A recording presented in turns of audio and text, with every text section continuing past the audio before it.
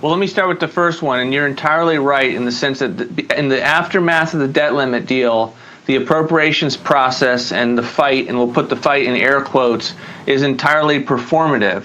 They are not going to be at fiscal year 22 levels. They could be, they could try, but they have figured out a new way to game the system, which is to take money, big chunks of money that are sitting there, largely not going to be spent, and to use those, they call them rescissions, to be able to pay for keeping agency spending going at current law levels.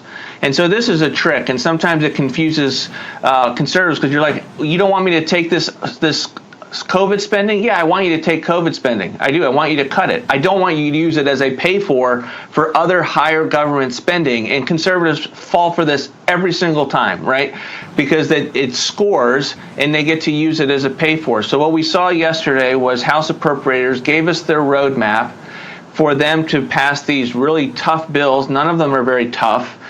And ultimately, they will lead to an omnibus bill that we cannot stop because of Thomas Massey on the Rules Committee, who doesn't give us that third vote.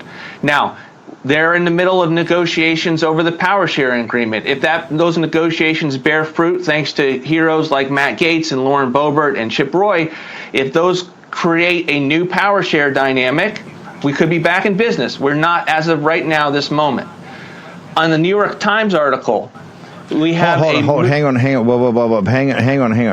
want to put a pin in this for the audience of the fight next week, because what they're going to try to do is keep the floor open and have more like really tough, immigration bills and shut down the invasion bills. So we cede the floor. My recommendation, strong recommendation, and I know the posse will have my back here, is what we want is a real power sharing agreement signed in blood. Shut the floor down until that happens. There's nothing that can be moved. Right now that we got pistol bracelets, there's nothing that can be moved that's so urgent that we need to do that before the power sharing. So we're giving you some inside baseball, but this is the titanic fight that's going to happen next week. Now let's pivot, Russ, to the New York Times. The New York Times has given a report about all the work that's being done to change the paradigms that bound us the most. And one of those that I saw in the Oval Office with President Trump, or you'd be in these meetings in which, you had these artificial, you couldn't have the president talk to the attorney general, and the White House counsel would say, well, Mr. President, we can't have that conversation. What? He's the president of the United States. It's his attorney general. That is an entirely appropriate conversation about the law enforcement priorities of the administration. And yet that was a paradigm, that was a worldview that Republican lawyers, Federalist Society lawyers, adopted, that somehow the Department of Justice is an independent agency. And you see that even worse with the FBI. And you see it across government. But the Department of Justice is ground zero for the weaponization of government.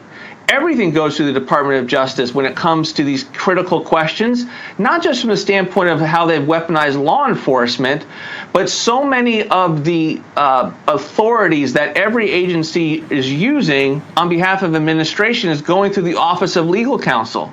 So these are incredibly important. This, I would say, if you say, where's the number one fight that we have to deconstruct the administrative state, I would say Department of Justice is one of those places, because there's so much corruption there, ideologically, and from the standpoint of ethically, with some of the bad apples that we've seen. So this notion that we're planting the flag, the Department of Justice is not independent, and we will make sure that that is a governing doctrine that is shared by anyone who comes in, and hopefully it's President Donald J. Trump.